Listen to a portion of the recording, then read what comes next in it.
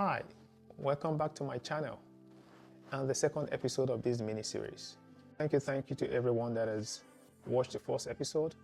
Thank you for all of you that have subscribed. I really appreciate your comments. To those that I am yet to respond to, I'll get to that very soon. But before I proceed, if you haven't watched the first episode, can you please click on the link up there? Watch, share, and subscribe to the channel. Remember I said in the first episode that I got admission into a civil engineering program. That first year in college was a mix of me being a student and also being an IT guy. Because you have a computer inclined student in the midst of civil engineering students. So I was actually the computer guy for the civil engineering students at the time. And also because of the coding knowledge that I had before coming into school, I was actually helping senior colleagues that were taking computer science electives from civil engineering to write code. So I was actually making some money from that. What this meant was that because of the knowledge I had before coming into school, I was able to take on challenges that were up to 3 years beyond my syllabus, right from my first year in college. My goal at the time was to just go through that first year and find my way back into computer science.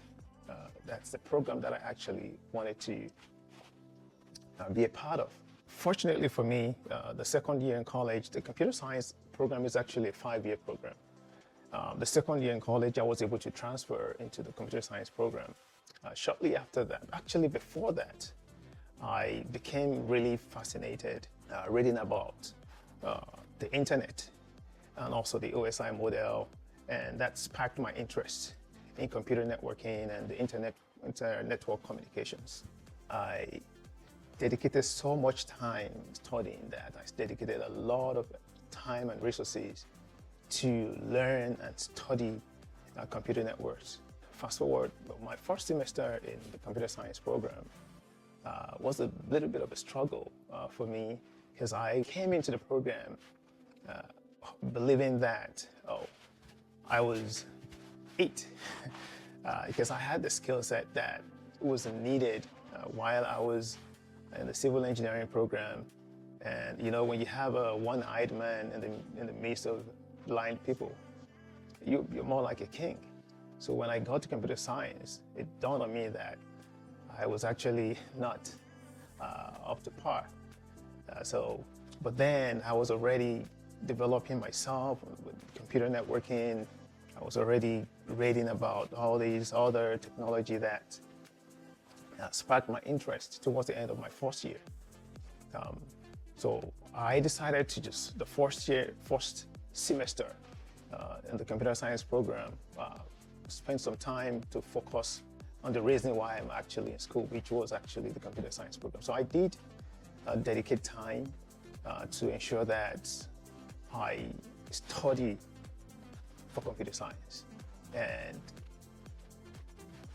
ensure that I came out of the first semester with good grades to have a good start to my computer science program. Now, the second semester, I teamed up with another student who was a year ahead of me in the computer engineering program. We established a company, and what our company did was just travel around the country, set up cyber cafes, installing the servers and computers and the C-band satellite dishes, and later the early K-band dishes. For those wondering what these are, back in the days, cyber cafes in remote or underserved areas used the C-band and the early K-band satellites for two-way internet communication through the VSAT technology. This system allows the dish on the roof. Actually, then we had to install the dish on the roof, and it allows the dish on the roof to connect directly to more like geostationary satellites over 22,000 miles above the Earth. Now, all these skills were skills I gained outside of school. They were not taught in class. They were actually my own They were things I gained through interest and through dedication to learning. My 4th year in college, I was very skilled at computer programming. And this was driven by my degree requirement. But at the same time, I was equally skilled at computer networking, building web applications, desktop applications, and also built these business acumen that was not taught in class. These were skills I gained outside of class. Those skills are still with me today. Those, the knowledge I gained from that, I've been able to impact into people. I've been able to use for my own benefits. I've been able to use to drive change in many areas along my career journey. And while everybody cannot be the same, I think one thing should be a common denominator, the drive. While in college, while still trying to figure out myself, while still trying to figure out why I was in school, while trying to figure out who I was at the time, I did not relent. I kept moving while figuring it out.